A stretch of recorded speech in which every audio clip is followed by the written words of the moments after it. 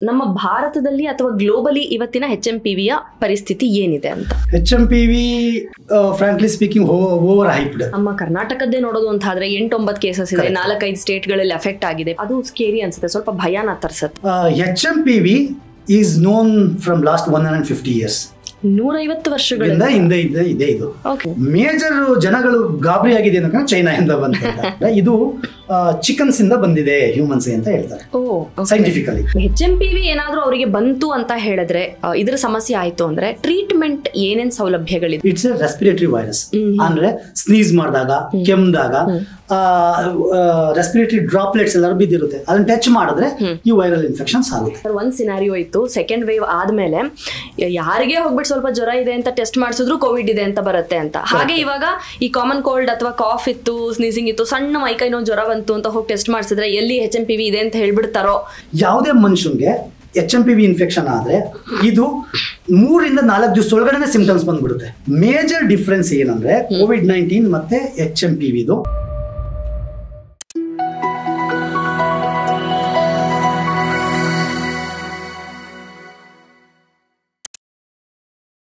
ನಮಸ್ಕಾರ, welcome to GSS ಮಾಧ್ಯಮ. ನಾವು ಹೆಲ್ತ್ ಬಗ್ಗೆ ಮಾತಾಡ್ತಾ ಇದೀವಿ. ಹೆಲ್ತ್ ಅಂತ ಬಂದಾಗ ಇವತ್ತಿನ ಮೇಜರ್ ಕನ್ಸರ್ನ್ ಸಬ್ಜೆಕ್ಟ್ ಏನಂತ ಹೇಳಿದ್ರೆ HMPV ವೈರಸ್. ಇದು ಕೋವಿಡ್ ತರಾನೇನಾ, ಏನಾಗ್ತಿದ್ಯಪ್ಪ ಅಂತ ಜನ ಫುಲ್ ಗಾಬರಿ ಬೀಳ್ತಾ ಇದಾರೆ. ಒಂದ್ ಕಡೆ ಕೆಲವರು ಅಲ್ಲಲ್ಲಿಂದ ಇದ್ ಕಡೆಯಿಂದ ವಿಡಿಯೋ ಮಾಡಿ ಕಳಿಸ್ತಾ ಇದಾರೆ, ಏನು ಭಯ ಪಡ್ಬೇಕಾಗಿಲ್ಲ, ನೀವ್ ಅನ್ಕೊಳ್ತಿರೋ ಸಿನಾರಿಯೋಸ್ ಇಲ್ಲಿ ಇಲ್ಲ ಅಂತ. ಇನ್ನೊಂದ್ ಕಡೆ ತುಂಬಾ ಗಾಬರಿ ಬೀಳ್ತಾ ಇದಾರೆ, ಎಲ್ಲಾ ಕಡೆ ಮಾಸ್ಕ್ ಹಾಕೊಳ್ಳಿ, ಜನ ಇರೋ ಕಡೆ ಹೋಗ್ಬೇಡಿ, ಮತ್ತೆ ಏನಾಗ್ಬಿಡತ್ತೋ ಏನೋ ಎತ್ತ ಅಂತ. ಸೊ ಈ ಗಾಬರಿಗಳಿಗೆ ಅವಕಾಶ ಬೇಡ. ನಾವು ಅದ್ರ ಬಗ್ಗೆ ಕ್ಲಾರಿಟೀಸ್ ಕೊಡುವಂತಹ ಸೀರೀಸ್ ಆಫ್ ಎಪಿಸೋಡ್ಸ್ ಮಾಡ್ತಾ ಇದೀವಿ. ಈಗಾಗಲೇ ಆಯುರ್ವೇದದಲ್ಲಿ ಡಾಕ್ಟರ್ ಚಂದ್ರಶೇಖರ್ ಮಾತಾಡಿದ್ದಾರೆ. ಇವತ್ತು ನಮ್ಮ ಜೊತೆಗೆ ಮತ್ತೊಬ್ಬರಿದ್ದಾರೆ, ಡಾಕ್ಟರ್ ಮಹದೇಶ್ ಪ್ರಸಾದ್ ಅವರು. ಕೋವಿಡ್ ಫಸ್ಟ್ ಟೈಮ್ ಬಂದಾಗ ಅದಕ್ಕೆ ವ್ಯಾಕ್ಸಿನ್ ಕಂಡುಹಿಡಿಯುವಾಗ ಆ ವ್ಯಾಕ್ಸಿನ್ ಕಂಡುಹಿಡಿಯುವ ಟೀಮ್ ಅಲ್ಲಿ ವರ್ಕ್ ಮಾಡಿದಂತಹ ಸೈಂಟಿಸ್ಟ್, ರಿಸರ್ಚರ್ ಅಂತ ಹೇಳ್ಬೋದು, ನಮ್ಮ ಹೆಮ್ಮೆಯ ನಮ್ಮ ಮೈಸೂರಿನ ಡಾಕ್ಟರ್ ಮಹದೇಶ್ ಪ್ರಸಾದ್. ಸರ್ ನಮಸ್ಕಾರ. ನಮಸ್ತೆ ಮೇಡಮ್, ಹೇಗಿದ್ದೀರಾ? ಚೆನ್ನಾಗಿದ್ದೀನಿ ಮೇಡಮ್. HMPV ಹೇಗಿದೆ? HMPV frankly speaking over hyped. Okay, ಈ HMPV ಇದು ಬ್ಯಾಕ್ ಗ್ರೌಂಡ್ ಅಥವಾ ಆರಿಜಿನ್ ಅಂತ ನೋಡಿದ್ರೆ ಮೂಲ, ಅದ್ರ ಬಗ್ಗೆ ಏನ್ ಹೇಳ್ತೀರಾ doctor? So HMPV is human metapneumovirus ಅಂತ ಹೇಳ್ತಾರೆ. ಸೊ ನಿಮೋ ವೈರಸ್ ಅಂದ್ರೆ it causes the pneumonia basically. So ಇದು ತುಂಬಾ ಈಗ ಈ ಫೋಕಸ್ ಅಲ್ಲಿ ಇರೋದ್ರಿಂದ ತುಂಬಾ ಜನಗಳು ಏನ್ ಮಾಡ್ತಾ ಇದ್ರೆ SARS-CoV-2 COVID-19 ಗೆ ಕಂಪೇರ್ ಮಾಡ್ತಾರೆ. ಎಕ್ಸಾಕ್ಟ್ಲಿ, ಹೌದು. ಸೊ ಬೇಸಿಕಲಿ ಏನಂದ್ರೆ ಇದು ಸಹ ಝೂನೋಟಿಕ್ ಆರಿಜಿನ್ ಅಂತ ಹೇಳ್ತಾರೆ. COVID-19 ತರನೇ SARS-CoV-2 ತರ ಇದು ಝೂನೋಟಿಕ್ ಆರಿಜಿನ್ ಇಂದ ಬಂದಿದೆ ಅಂತ ಹೇಳ್ತಾರೆ. ಬೇಸಿಕಲಿ ಏನಂದ್ರೆ ಝೂನೋಟಿಕ್ ಅಂದ್ರೆ ಅನಿಮಲ್ಸ್ ಇಂದ ಹ್ಯೂಮನ್ಸ್ ಗೆ ಟ್ರಾನ್ಸ್ಮಿಟ್ ಆದ್ರೆ ಅದನ್ನ ಝೂನೋಟಿಕ್ ಅಂತ ಹೇಳ್ತಾರೆ. COVID-19 ಅಥವಾ SARS-CoV-2 ಯಾವ ತರ ಬಂತಂದ್ರೆ ಇದು ಬ್ಯಾಟ್ಸ್ ಅಲ್ಲಿ ಇತ್ತು, ಬಾಹುಲಿಗಳಲ್ಲಿ ಇತ್ತು, ಬಾಹುಲಿಗಳಿಂದ ಪಾಂಗೋಲಿನ್ ಕ್ಯಾಟ್ಸ್ ಅಂತ ಬಂತು, ಪಾಂಗೋಲಿನ್ ಕ್ಯಾಟ್ಸ್ ಇಂದ ಹ್ಯೂಮನ್ಸ್ ಬಂತು. ಇದನ್ನ ಈ ಪ್ರೋಸೆಸ್ ನ ಏನ್ ಹೇಳ್ತಾರೆ ಅಂದ್ರೆ ಸ್ಪೀಸೀಸ್ ಸ್ಪಿಲ್ ಓವರ್ ಅಂತ ಹೇಳ್ತಾರೆ. ಸ್ಪೀಸೀಸ್ ಇಂದ ಒಂದ್ ಸ್ಪೀಸೀಸ್ ಜಂಪ್ ಆಗಿದೆ, ಸ್ಪೀಸೀಸ್ ಟು ಸ್ಪೀಸೀಸ್ ಜಂಪ್ ಆಗಿದೆ. ಬೇಸಿಕಲಿ ಪರ್ಟಿಕ್ಯುಲರ್ HMPV ಸಹ this is also species to species jump ಆಗಿರೋದು. ಇದನ್ನ ಹ್ಯೂಮನ್ ವೈರಸ್ ಅನ್ನೋದಕ್ಕಿಂತ ಮುಂಚೆ ಇದು ಏವಿಯನ್ ವೈರಸ್ ಇದೆ ಆಕ್ಚುಲಿ. ಅಂದ್ರೆ ವೈಲ್ಡ್ ಬರ್ಡ್ಸ್ ಅಲ್ಲಿ ಇತ್ತಿದ್ದು ಆಕ್ಚುಲಿ. ಹಿಸ್ಟ್ರಿ ತಗೊಂಡು ನೋಡಿದ್ರೆ ಏನಂತ ಹೇಳುತ್ತೆ ಅಂತಂದ್ರೆ ಇದು ಚಿಕನ್ಸ್ ಇಂದ ಬಂದಿದೆ ಹ್ಯೂಮನ್ಸ್ ಅಂತ ಹೇಳ್ತಾರೆ ಸೈಂಟಿಫಿಕಲಿ. ಮೇಜರ್ ಡಿಫ್ರೆನ್ಸ್ ಏನಂದ್ರೆ COVID-19 ಮತ್ತೆ HMPV ದು. COVID-19 ಫಸ್ಟ್ ಆರಿಜಿನ್ ಆಗಿದೆ, ಐಡೆಂಟಿಫೈ ಆಗಿದೆ 2019 ಬಂತು. It caused a major disaster. ಹೌದು. But HMPV is known from last 150 years. 150 ವರ್ಷಗಳಿಂದ ಹಿಂದೆ ಇದೆ ಇದು. ಬಟ್ ಇದು 2001 ನಲ್ಲಿ ನೆದರ್ಲ್ಯಾಂಡ್ಸ್ ಅಲ್ಲಿ ಒಂದು 24-25 ಕೇಸಸ್ ಐಡೆಂಟಿಫೈ ಮಾಡ್ತಾರೆ. ಅದಾದ್ಮೇಲೆ ಇದ್ರ ನ್ಯೂಸ್ ಇರಲಿಲ್ಲ. ಇದು ಸಿಮಿಲರ್ ಯಾವ ತರ ಅಂದ್ರೆ ಇದು ನಮ್ದು ಸೀಸನಲ್ ಫ್ಲೂ ಬರುತ್ತೆ, ಇನ್ಫ್ಲೂಯೆನ್ಸಾ, RSV ಅಂತ ಹೇಳಿದೆ, ರೆಸ್ಪಿರೇಟರಿ ಸಿನಿಕಲ್ ವೈರಸ್ ಅಂತ ಹೇಳ್ತೀವಿ. ಇದೆಲ್ಲ ಕಾಮನ್ ಕೋಲ್ಡ್ ಕಾಸ್ ಮಾಡಂತ ವೈರಸ್ಗಳು. ಸೀಸನಲ್ ಇದೆಲ್ಲರಿಗೂ ಇನ್ಫೆಕ್ಷನ್ಸ್ ಆಗ್ತಾನೆ ಇರುತ್ತೆ. ಸೊ ಇದ್ರ ಮಧ್ಯದಲ್ಲಿ ಬಂದ್ ಹೋಗ್ತಾ ಇರುತ್ತೆ, ಬಟ್ ತುಂಬಾ ಹೈಲೈಟ್ ಆಗಿರ್ಲಿಲ್ಲ. ಈಗ ಏನಕ್ಕೆ ಹೈಲೈಟ್ ಆಗ್ತಿದೆ ಅಂದ್ರೆ this most of the common cold viruses show the symptoms like COVID-19, cough, ಜ್ವರ, ಶೀತ, ನೆಗಡಿ, ಮೈಕೈ ನೋವು, ಇವೆಲ್ಲ ಇದೊಂದು ಕ್ಯಾರೆಕ್ಟರಿಸ್ಟಿಕ್ಸ್ ಫೀಚರ್ಸ್ ಇದು. ಸೊ ಈ ಕ್ಯಾರೆಕ್ಟರಿಸ್ಟಿಕ್ ಫೀಚರ್ಸ್ ಇದು ವೈರಸ್ ಇದೆ, HMPV ಇದೆ. ಮೇಜರ್ ಜನಗಳು ಗಾಬರಿ ಆಗಿದೆ ಅನ್ನೋಕೆ ಚೈನಾದಿಂದ ಬಂತ. So obviously see Chinese government ಯಾವುದೇ ಇನ್ಫಾರ್ಮೇಶನ್ ಅಥವಾ ಸ್ಟ್ಯಾಟಿಸ್ಟಿಕ್ ನ ರಿಲೀಸ್ ಮಾಡ್ತಾ ಇಲ್ಲ. So major during the pandemic, ಅದು COVID-19 ಪ್ಯಾಂಡಮಿಕ್ ಅಲ್ಲಿ this is the major point, actually major disaster causing agent actually. They did not give information to anyone around the world. ಹಾಗಾಗಿ ಅದು statistics ಕೊಡದಲ್ಲೇ ಎಲ್ಲ ಕಡೆ spread ಆಯ್ತು. Similarly ಏನಾಗ್ತಿದೆ, ಈ ವೈರಸ್ದು ಅವ್ರು ಸ್ಟ್ಯಾಟಿಸ್ಟಿಕ್ಸ್ ಕೊಟ್ಟಿಲ್ಲ, ಎಷ್ಟು ಜನ ಇನ್ಫೆಕ್ಟ್ ಆಗಿದ್ದಾರೆ, ಎಷ್ಟು ಜನ ಹಾಸ್ಪಿಟಲೈಸೇಷನ್ ಆಗಿದ್ದಾರೆ ಅಂತ. So obviously because of this trauma ಜನಗಳಿಗೆ psychologically they are more aware about this particular virus. So ಹಾಗಾಗಿ ಫೋಕಸ್ ಜಾಸ್ತಿ ಇದೆ. ಬಟ್ ಅನ್ಕೊಂಡಷ್ಟು it is not threatening. Okay, ನೀವು ಹೇಳಿದ್ರಿ ಚೈನಾದವ್ರು ಏನು ಸ್ಟ್ಯಾಟಿಸ್ಟಿಕ್ಸ್ ಕೊಡ್ತಾ ಇಲ್ಲ, ಇದು ಕೂಡ ಚೈನಾಯಿಂದನೇ ಔಟ್ ಬರ್ಸ್ಟ್ ಆಗಿದೆ ಅಂತ ಹೇಳಿ. ಬಟ್ ಎಷ್ಟೋ ಜನ ಕನ್ನಡಿಗರು ಅಥವಾ ಭಾರತೀಯರು ಅಲ್ಲಿಂದ ವಿಡಿಯೋ ಮಾಡ್ತಾ ಇದ್ದಾರೆ, ಇಲ್ಲಿ ನಾವು ಆ ಥರ ಏನು ನೋಡ್ತಾ ಇಲ್ಲ, ಎಲ್ಲ ನಾರ್ಮಲ್ ಆಗಿ ಓಡಾಡ್ತಾ ಇದೀವಿ, ಹಾಸ್ಪಿಟಲೈಸೇಷನ್ಸ್ ಇಲ್ಲ, ಡೆಡ್ ಬಾಡೀಸ್ ಇಲ್ಲ, ಎಲ್ಲ ಏನೋ ಆಗ್ತಿದೆ ಅಂತೆಲ್ಲ ಹೈಪ್ ಕೊಡ್ತಾ ಇದ್ದಾರೆ ಅಂತ. How about those scenarios? True, because ನಾನು ಯಾವಾಗ ಹೇಳಿದ್ನ 150 years ಇಂದ ಇದೆ ಅಂತ. ನಮಗೆ 150 years ಇಂದ ಇದೆ ಅಂದ್ರೆ virologically speaking all humans have got prior antibody for this one. Existing antibody ನಮ್ಮಲ್ಲಿ ಆಲ್ರೆಡಿ ಇದೆ. Okay. ಬಟ್ COVID-19 ಆ ಥರ ಇರಲಿಲ್ಲ, ಸಡನ್ ಆಗಿ ಬಂತು. So you are not exposed prior to this virus. ನಿಮ್ಗೆ ಎಕ್ಸ್ಪೋಸ್ ಆಗೇ ಇಲ್ಲ ಅಂದ್ರೆ ಈ ವೈರಸ್ಗೆ ಆಬ್ವಿಯಸ್ಲಿ ಆಂಟಿಬಾಡಿ ಇರಲ್ಲ. ಆಂಟಿಬಾಡಿ ಇಲ್ಲ ಅಂತಂದ್ರೆ you have a high chance of getting infection. You mean to say 150 ವರ್ಷಗಳಿಂದ ಇರೋದ್ರಿಂದ ಆಲ್ರೆಡಿ ನಮ್ಮ ದೇಹದಲ್ಲಿ S V are resistant to this virus. ಅಂದ್ರೆ ಆಂಟಿಬಾಡಿ ಇದೆ, but antibody work to an certain extent of infection. Severity ಮತ್ತೆ ಅದು ಯಾವ age group ಅಲ್ಲಿ ಇನ್ಫೆಕ್ಟ್ ಆಗುತ್ತೆ ಅದು important. Okay, before getting to the age group and other statistics, ನಮ್ಮ ಭಾರತದಲ್ಲಿ ಅಥವಾ ಗ್ಲೋಬಲಿ ಇವತ್ತಿನ HMPVಯ ಪರಿಸ್ಥಿತಿ ಏನಿದೆ ಅಂತ?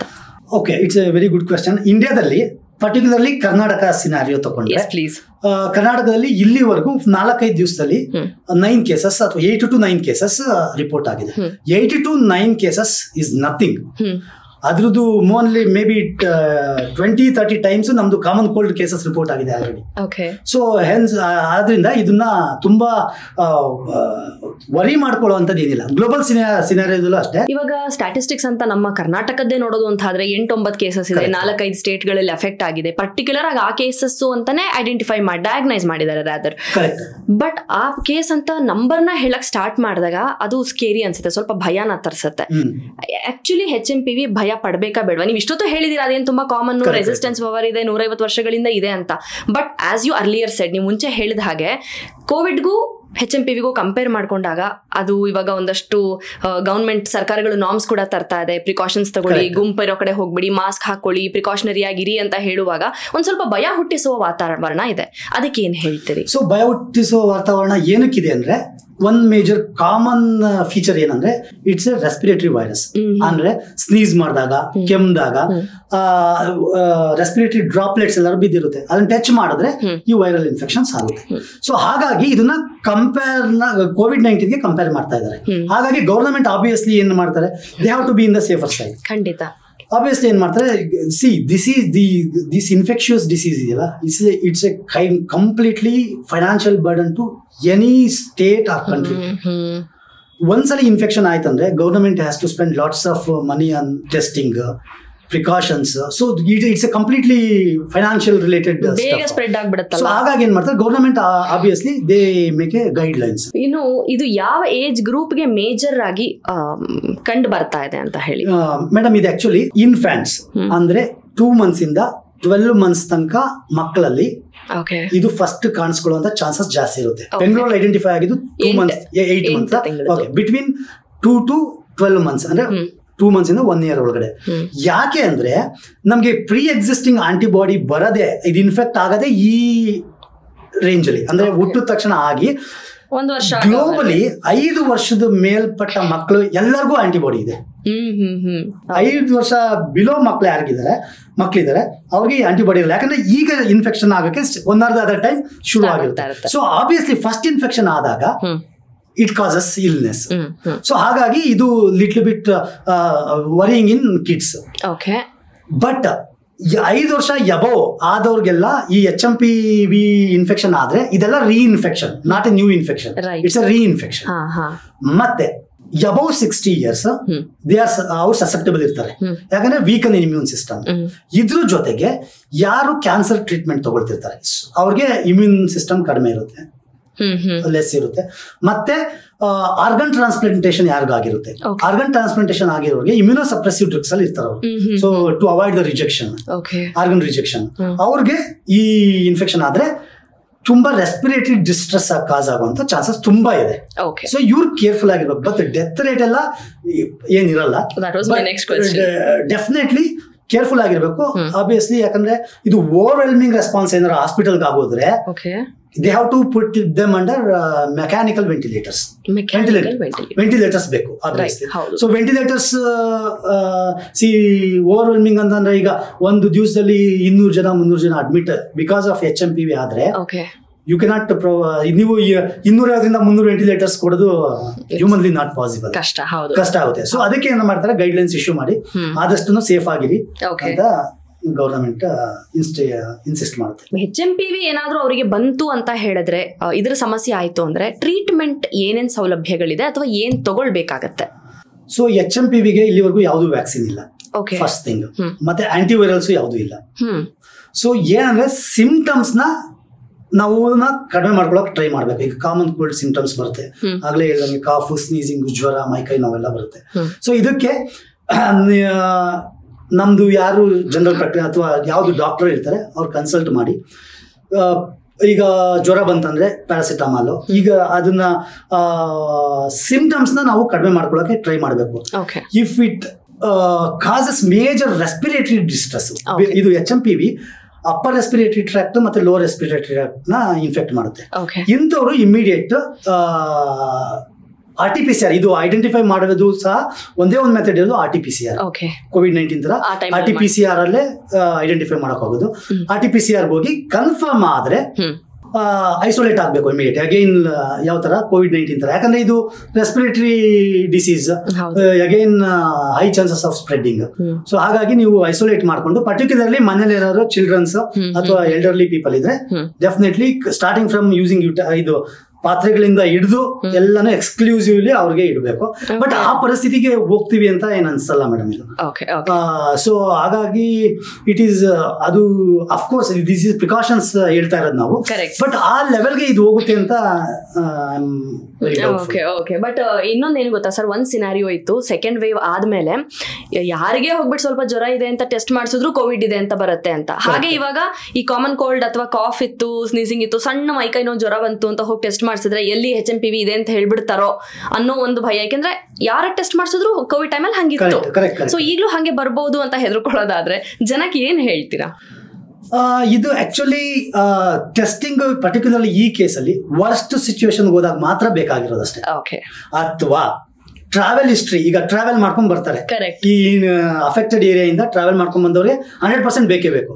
ಯಾಕಂದ್ರೆ ಯು ಕೆನಾಟ್ ಪುಟ್ ಇನ್ಫೆಕ್ಟೆಡ್ ಜನಗಳನ್ನ ನಾರ್ಮಲ್ ಜನಗಳ ಜೊತೆ ಹಾಕಕ್ಕೆ ಶುಡ್ ನಾಟ್ ಟೇಕ್ ರಿಸ್ಕ್. ಆ ಕಂಡೀಷನ್ ಮಾತ್ರ ಬೇಕು. ಬಟ್ ಪ್ರತಿ ಎಲ್ಲ ಕಾಮನ್ ಕೋಲ್ಡ್ ಎಲ್ಲಾನು HMPV ಅಲ್ಲ. HMPV it's just like A normal influenza. ಅಕಸ್ಮಾತ್ ಒಬ್ರು ಡಾಕ್ಟರ್ ಹತ್ರ ಹೋಗ್ತಾರೆ, ಹೌದು ನಿಮಗೆ HMPV ಬಂದಿದೆ ಅಂದ್ರೆ ತಕ್ಷಣ ಏನ್ ಮಾಡ್ತಾರೆ ಡಾಕ್ಟರ್ ಅಥವಾ ಪೇಷಂಟ್ ಏನ್ ಮಾಡ್ಬೇಕು? ಈ should be very happy, identify ಆಗೋಯ್ತು ಅಂತ. ಐಡೆಂಟಿಫೈ ಆಯ್ತು ಅಂತ ಹೇಳಿ ಅವ್ರಿಗೆ ಯಾವುದೇ ಮೆಡಿಕಲ್ ಅಂಡರ್ಲೈನ್ ಮೆಡಿಕಲ್ ಕಂಡೀಷನ್ ಇಲ್ಲ ಅಂದ್ರೆ, ಅದು ಆಕ್ಚುಲಿ ಇನ್ನೊಂದು ಇಂಪಾರ್ಟೆಂಟ್ ಥಿಂಗ್ ಇದ್ರಲ್ಲಿ ಏನ್ ಹೇಳ್ಬೇಕಂತಂದ್ರೆ, ಯಾವುದೇ ಮನುಷ್ಯನ್ಗೆ HMPV ಇನ್ಫೆಕ್ಷನ್ ಆದ್ರೆ ಇದು 3 ರಿಂದ 4 ದಿವಸ ಒಳಗಡೆ ಸಿಂಪ್ಟಮ್ಸ್ ಬಂದ್ಬಿಡುತ್ತೆ. ಕೋವಿಡ್ ಅಲ್ಲಿ ಆತರ ಅಲ್ಲ, 7 to 15 ಡೇಸ್ ಬೇಕಾಗ್ತಿತ್ತು. ಮತ್ತೆ ಅದು ರಿಕವರಿ ಆಗಕ್ಕೆ 1 ಮಂತ್ ಇಂದ ಹಿಡಿದು ಇಯರ್ಸ್ ತಗೊಂಡಿದೆ COVID-19. ಈವನ್ 3 ವರ್ಷ ಆದ್ರೂ still some people are suffering from the side effects of SARS-CoV-2 infection. But ಇದು ಜಸ್ಟ್ 10 ಡೇಸ್ ಅಲ್ಲಿ all symptoms will be gone. Symptoms ಎಲ್ಲ ಹೊರಟೋಗುತ್ತೆ, ಜಸ್ಟ್ 10 to 15 ಡೇಸ್ ಅಷ್ಟೇ. ಸೊ ಈಗ ವೆರಿ ಶಾರ್ಟ್ ಪೀರಿಯಡ್ ಇರೋದ್ರಿಂದ ಯಾರಿಗೆ ಇನ್ಫೆಕ್ಷನ್ ಆಗಿದ್ರು ಜಸ್ಟ್ 3 to 4 ಡೇಸ್ ಅಲ್ಲಿ if they take suitable medication, if they ಅವ್ರಿಗೆ ಯಾವುದು ರೆಸ್ಪಿರೇಟರಿ ಡಿಸ್ಟ್ರೆಸ್ ಇಲ್ಲ ಅಂತ ಅಂದ್ರೆ 1 ವಾರದಲ್ಲಿ he will be very normal. Okay, ಇವಾಗ ಡಾಕ್ಟರ್ ಮೆಡಿಕೇಶನ್ ಏನೋ ಕೊಡ್ತಾರೆ, ಮೆಡಿಸಿನ್ಸ್ ತಗೊಳ್ಳಿ ಅಂತಾರೆ, ಪ್ರಿಸ್ಕ್ರಿಪ್ಷನ್ ತಗೊಂಡ್ ಮೆಡಿಸಿನ್ ತಗೊಂಡ್ ಮನೆಗೆ ಹೋಗ್ತಾರೆ. ಮನೇಲಿ ಏನ್ ಮಾಡ್ಬೇಕು? ಅವಾಗ ಮನೇಲಿ ಐಸೋಲೇಟ್ ಆಗಬೇಕು. ಡಿಟೆಕ್ಟ್ ಆಗಿದೆ ಅಂತ ಅಂದ್ರೆ ಯಾವಾಗ COVID-19 ಅಥವಾ SARS-CoV-2 ಇನ್ಫೆಕ್ಷನ್ ಏನೇನ್ ತಗೊಳ್ತಿದ್ವಿ ಎಲ್ಲ ಸೇಮ್ ಪ್ರಿಕಾಷನ್ಸ್ ತಗೋಬೇಕು. ಐಸೋಲೇಟ್ ಸ್ಕೇರಿ ಅಲ್ಲ, ಖಂಡಿತ ಅಲ್ಲ. ಸಾವು ನೋವು ಜಾಸ್ತಿ ಆಗಲ್ಲ ಇದ್ರಲ್ಲಿ. ವೆರಿ ಎಕ್ಸ್ಟ್ರೀಮ್ ಕೇಸ್ ಇಮ್ಯುನಿಟಿ ತುಂಬಾ ಲೋ ಇದೆ. ಈಗ ಈವನ್ 2 months ಮಗುಗೆ ಇನ್ಫೆಕ್ಟ್ ಆಗಿದ್ರು 8 months he or she will recover very fast. ಏನ್ ಪ್ರಾಬ್ಲಮ್ ಏನಿಲ್ಲ. ಸುದ್ದಿಗಳ ಪ್ರಕಾರ ಮಗು ಆರಾಮಾಗಿ ಆಟ ಆಡ್ಕೊಂಡಿದೆ ಅಂತಾನೆ ಕೇಳಿರೋದು. ಬಟ್ ಪ್ಯಾನಿಕಿಂಗ್ ಸಿಚುವೇಶನ್ ಬಿಕಾಸ್ ಅದು ಸಿಮಿಲರ್ ಟು ಅಂದ್ರೆ ನಾವು ಅದು ಏನಂತ ಇನ್ನು ಆ ಕೋವಿಡ್ ಸ್ಟ್ರೆಸ್ ಇಂದಾನೆ ಹೊರಗೆ ಬಂದಿಲ್ಲ ಆಗ್ಲೇ ಇನ್ನೊಂದಂತ ಇದು psychologically we are little bit very cautious. ಹೆದರ್ಕೊಳ್ಳೋ ಅವಶ್ಯಕತೆ ಏನು ಇಲ್ಲ. ಎಸ್, ಬಟ್ ಒಂದ್ ವಿಚಾರ ನಾನು ನಿಮ್ಮನ್ನ ಕೇಳಬೇಕು. ಕೋವಿಡ್ ಟೈಮಲ್ಲಿ ಫಸ್ಟ್ COVID-19 ಅಂತ ಒಂದ್ ನೇಮ್ ಮಾಡಾದ್ಮೇಲೆ ಅದ್ರದ್ದು ಬೇಕಾದಷ್ಟು ಮ್ಯೂಟೇಷನ್ಗಳಾಯ್ತು, ಬೇರೆ ಬೇರೆ ರೀತಿಯಾದ ಬಂತು, ಒಂದೊಂದಕ್ಕೂ ಒಂದೊಂದು ಹೆಸರನ್ನ ಕೊಟ್ಕೊಂಡ್ಬಂದ್ರು. ಇದು ಹಾಗೆ ಆಗತ್ತಾ, ಆಗಬಹುದಾ, ಆಗ್ತಿದೆಯಾ? ಓಕೆ, ಇದು ಒಳ್ಳೆ ಕ್ವೆಶ್ಚನ್. ಆಕ್ಚುಲಿ COVID-19 SARS-CoV-2 ಮತ್ತೆ HMPV ಎರಡು RNA viruses. Okay, RNA viruses mutation ಆಗೋ ಚಾನ್ಸಸ್ ತುಂಬಾ ಜಾಸ್ತಿ ಇರುತ್ತೆ. ಬಟ್ ಒಂದು ಇದರಲ್ಲಿ reliving very good thing is 150 ವರ್ಷಗಳಿಂದ ಇದೆ, ಅಥವಾ 2001 ನಲ್ಲಿ ನೆದರ್ಲ್ಯಾಂಡ್ಸ್ ಅಲ್ಲಿ ಇದನ್ನ ಐಡೆಂಟಿಫೈ ಮಾಡಿದ್ರು. ಅಲ್ಲಿಗೂ ಇಲ್ಲಿಗೂ ಏನು ಮ್ಯೂಟೇಷನ್ ಆಗಿಲ್ಲ. ಸೊ ಆಲ್ಮೋಸ್ಟ್ 14 ವರ್ಷದಲ್ಲಿ ಏನೂ ಆಗಿಲ್ಲ. ಸೊ ಅದರಿಂದ ಆ ಸಿನಾರಿಯೋನ ಮುಂದೆ ನಾವು ಇಟ್ಕೊಂಡ್ರೆ ಸೊ ಇದು ಮ್ಯೂಟೇಷನ್ ಆಗುವಂತ ಚಾನ್ಸಸ್ ತುಂಬಾ ಕಡಿಮೆ, ಬಟ್ ರೂಲ್ ಔಟ್ ಮಾಡಂಗಿಲ್ಲ. ಚಾನ್ಸಸ್ ಇದೆ, there might be chances, but chances are very very less. HMPV ಎಲ್ಲಾ ಕಡೆ ತುಂಬಾ ಸದ್ದು ಮಾಡ್ತಾ ಇದೆ. ಸದ್ದು ಮಾಡ್ತಾ ಇರೋದಕ್ಕಿಂತ ಹೆಚ್ಚಾಗಿ ಭಯ ಹುಟ್ಟಿಸ್ತಾ ಇದೆ. ಸೊ ಆ ಭಯನ ಹೋಗ್ಲಾಡಿಸೋದ್ರಲ್ಲಿ ಇವತ್ತು ನೀವು ಬಹಳ ಮುಖ್ಯವಾದ ಪಾತ್ರ ವಹಿಸಿದ್ದೀರಾ. ಸತ್ಯತೆಗಳೇನು ಅಂತ ಹೇಳಿದಿರಾ, ಭಯ ಪಡೋ ಅವಶ್ಯಕತೆ ಇಲ್ಲ ಅಂತ ಹೇಳಿದಿರಾ, ಪ್ರಿಕಾಷನ್ಸು, ಸಿಂಪ್ಟಮ್ಸು, ಯಾರಿಗೆ ಅಫೆಕ್ಟ್ ಆಗುತ್ತೆ, ಎಷ್ಟು ಸಾಧ್ಯನೋ ಅಷ್ಟು ಮಾಹಿತಿಯನ್ನ ನಮಗೆ, ನಮ್ಮ ಆಡಿಯನ್ಸ್ಗೆ ಕೊಟ್ಟಿದ್ದೀರಾ. Thank you so much for ನಮ್ಮಿಂದ ಭಯ ತೆಗೆದಿದ್ದಕ್ಕೆ and saving all the lives. Thank you very much. ಯಾಕಂದ್ರೆ ಎಷ್ಟೊಂದು ಜನಕ್ಕೆ ಭಯದಿಂದ ಅರ್ಧ ದೇ ಇನ್ವೈಟ್ ಪ್ರಾಬ್ಲಮ್ಸ್. ಭಯ ಪಟ್ಕೊಂಡು ಎಷ್ಟೋ ಜನ ಹಾಸ್ಪಿಟಲ್ ಹೊರಗೆ ಬಂದವರೇ ಇಲ್ಲ ಕೋವಿಡ್ ಟೈಮ್ಸ್ ಅಲ್ಲಿ. ಆ ತರ ನೋಡೋದಾದ್ರೆ ಆ ಭಯ ತೆಗೆದಿದ್ದೀರಾ. Thanks again. Thank you. ನಮಸ್ತೆ.